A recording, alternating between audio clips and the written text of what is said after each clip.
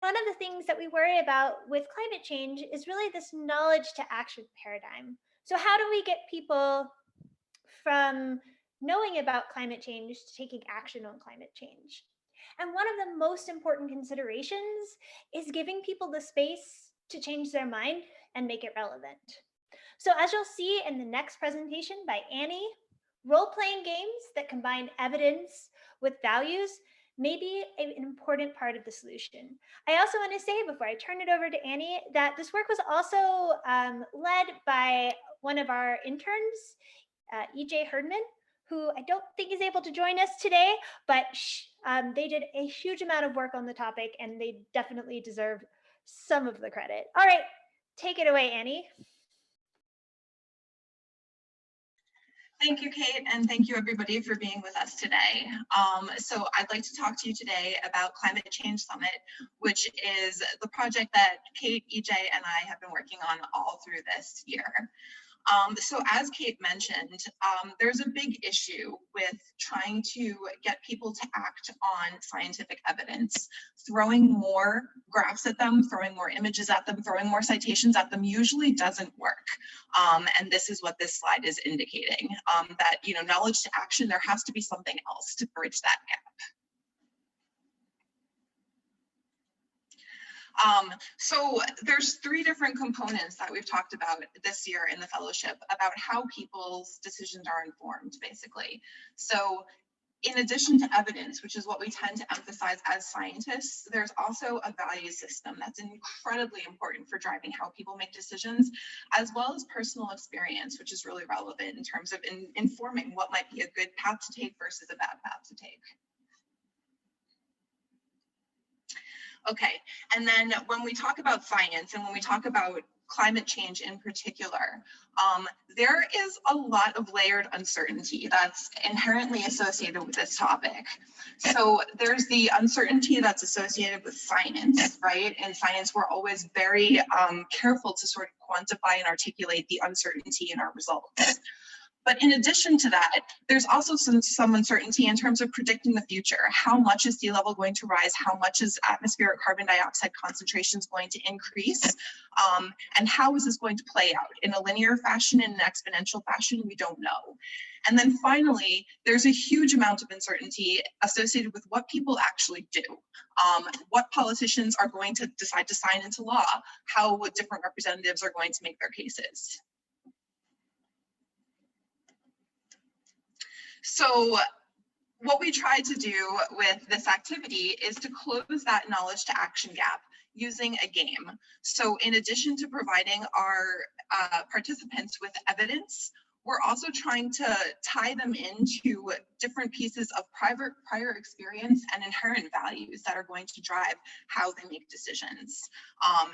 And we, within this climate change role-playing game, we've basically embraced uncertainty and allowed us to take it where it will during this development process, which we think is also really powerful because in terms of the general public understanding what science is, there has to be a certain level of comfortableness with not knowing what the actual answer is going to be.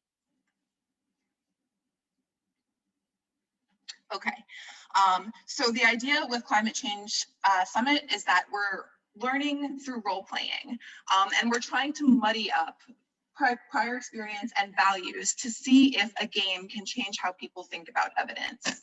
So we know that our participants come in with their lived experiences, but during Climate Change Summit, everyone is assigned a character and they're encouraged to take on the role of that character who has different values, different experiences, and different pieces of evidence.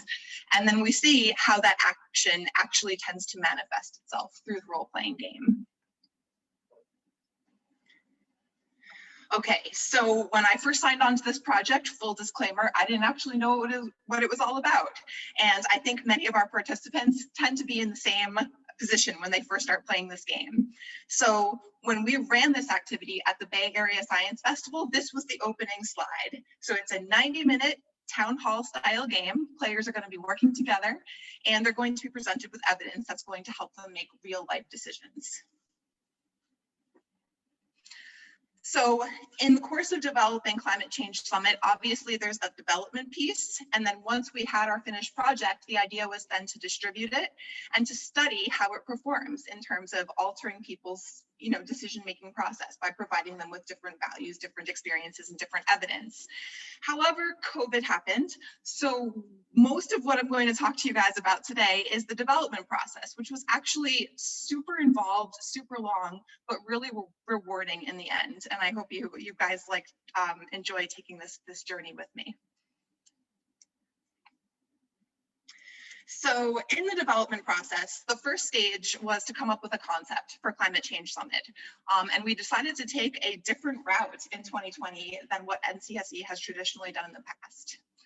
Then we engaged in a ton of research to find relevant pieces of data that could inform our stakeholders of their opinions. We did intense redesign to make sure that those pieces of data were actually digestible in kind of bite-sized snippets that still communicated the science, but also were easy to sort of understand. Then we engaged in character building and we created our fictional community. We distributed our characters into our 5 different stakeholder groups and we assigned them pieces of evidence.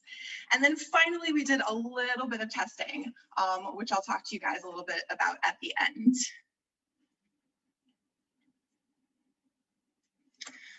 Okay, so in 2019, Climate Change Summit was all about a dam. Are they going to fix it? Are they going to tear it down? Or are they going to build a new one? So it was very reflective, and the decision-making process was, to a certain extent, kind of constrained. For 2020, we blew that wide open, and as I say, we embraced uncertainty. So we named it the $100,000 challenge.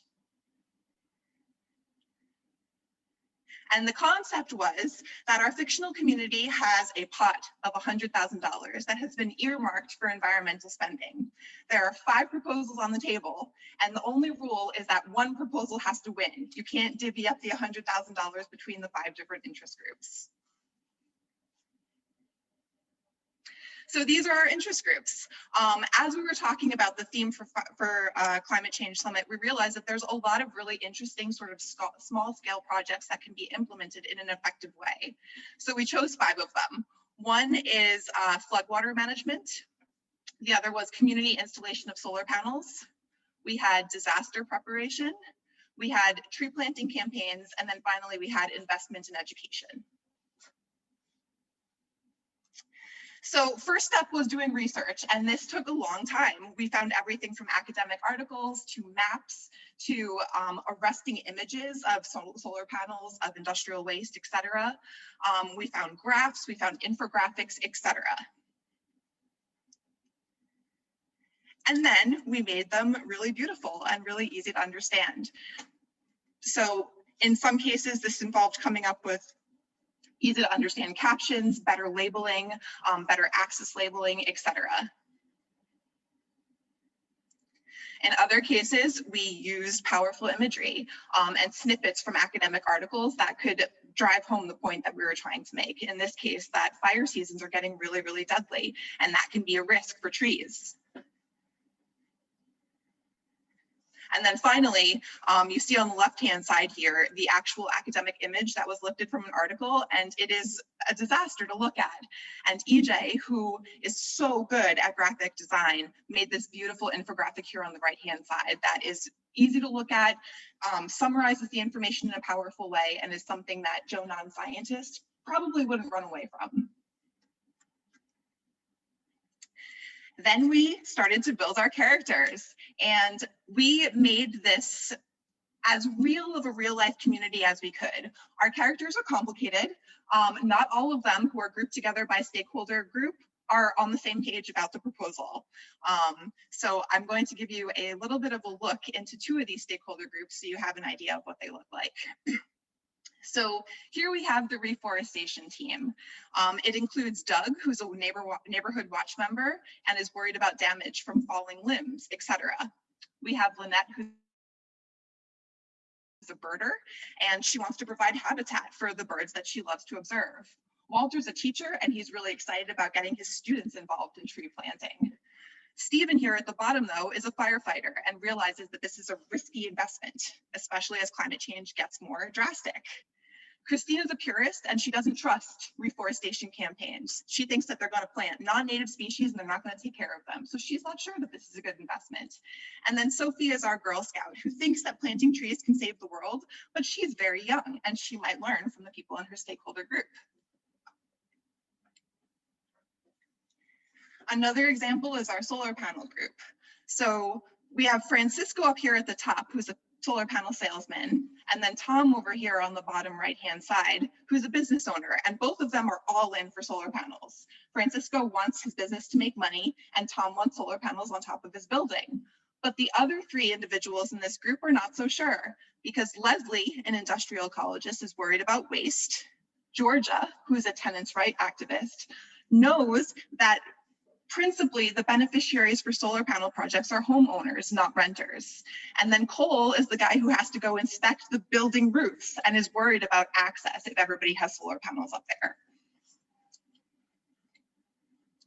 Even by stakeholder, we tried to muddy the waters by giving them different pieces of information that kind of pointed towards different strategies. So Andy is a good example of this. He's a local college student and he's part of the education group. However, he has one piece of information down here that really points towards the urgency of switching to renewable energy. Might kind of nudge him towards solar panels. We have one in the middle that says that climate change education is not even significant if students can't concentrate on that education because of climate change risks. And then finally, on the right-hand side, there's an interesting piece of data that encourages stormwater management through green infrastructure because you can provide additional services like heating, cooling, and habitat. And then Sophie, again, our Girl Scout, she's all about reforestation, as you can see from her first piece of data on the left. However, we also gave her a benefits of bioswales piece of data because in addition to planting trees, potentially, you could also manage stormwater. Maybe that convinced her to change her mind. And then she has a piece of information in the middle too that encourages climate change education because children have the capacity to change their parents' minds. And then I just wanted to show you guys, again, emphasizing the process. So we wanted to make sure that each of our stakeholders had an even number of evidence. We wanted to make sure that the stakeholder groups were balanced. We wanted to make sure that each of our community members was in a stakeholder group that made sense. And this is how we eventually did it. And then finally, we got to our final stage of Climate Change Summit, which is testing it out. And we don't have a ton of data about this, but we ran it once with NCSE staff. I think a lot of you guys were present, and thank you so much for participating. And then we ran it one more time at the Bay Area Science Festival just a couple of months ago. And our initial data is really interesting. When we first designed this project, one of the most exciting things was that we had no idea which proposal was going to win in the end. And we thought that that was going to be a recipe for just a great role-playing game. However, that's not how it ended up in either of our initial tests. So NCSE, it kind of makes sense. This is a climate change communication education group. Okay, education wins by a landslide. But the same thing happened at the Bay Area Science Festival. Even though, there were NCSE members planted in the groups who tried to nudge people towards other proposals, it didn't end up working. Another really interesting thing that we noticed was instead of this kind of intense debate style discussion about which proposal to fund, people really wanted to collaborate and work together and all come to a consensus, which is interesting. It might be complicated for our game going forward in the future, but these first initial tests are fascinating and we're going to continue to run them in the new year. We have an agreement with a science teacher from a high school and also hopefully a community college to see if we can get some more interesting data. Thank you.